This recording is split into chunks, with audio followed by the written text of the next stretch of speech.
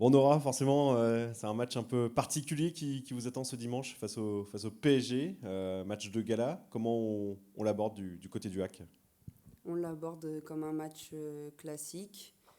Après, on sait très bien que c'est une équipe qui joue le haut de tableau. Nous, modestement, on joue le maintien. Mais après, chaque point est bon à prendre.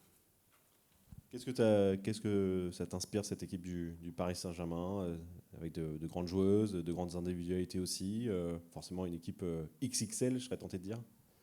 Après, c'est une équipe qui a été beaucoup remaniée cette année.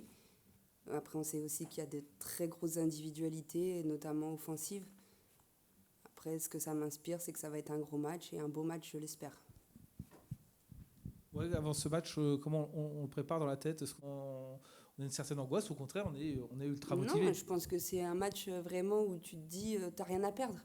Donc on l'aborde vraiment en se disant, on n'a rien à perdre et on va tout donner. Après, on verra. Le football, on sait ce que c'est, hein. Sur un match, tout peut se passer.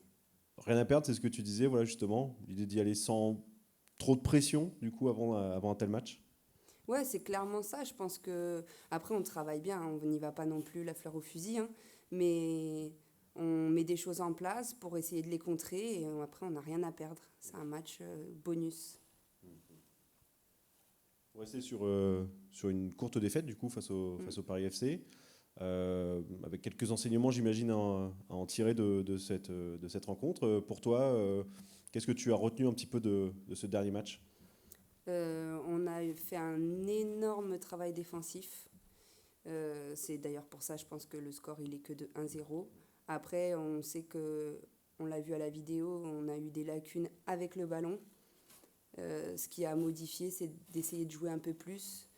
Après, oui, on était contente et aussi frustrée d'un côté parce que quand tu te dis 1-0, tu te dis que c'est évitable. Peut-être qu'on aurait pu accrocher le match nul.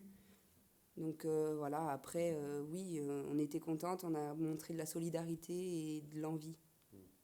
Il y a du positif voilà, à en tirer, même s'il y a cette défaite au final. Mais voilà, on sent que cette équipe commence à se construire un peu petit à petit avec l'enchaînement des matchs aussi. On sent qu'il y a des automatismes qui commencent un peu à se trouver, même si pour le coup, offensivement, toi, tu as vécu un match peut-être un peu compliqué face au Paris FC, tu étais un petit peu esselé parfois devant. Mais voilà, on sent quand même qu'il y a quelque chose qui commence à se construire dans cette équipe. Est-ce que toi, tu le sens aussi? Ouais, clairement, on vit bien ensemble et je pense que ça se ressent sur le terrain. Comme je t'ai dit, on a fait preuve de solidarité face au PFC et on sait que sur une saison en D1, ça va être indispensable. Bon, justement, le PSG aussi, pour toi, forcément, c'est un de tes clubs dans lequel tu as évolué dans ta carrière. Forcément, à une autre époque, ça remonte un petit peu, sans Mhm. vouloir être Ouais. offensant.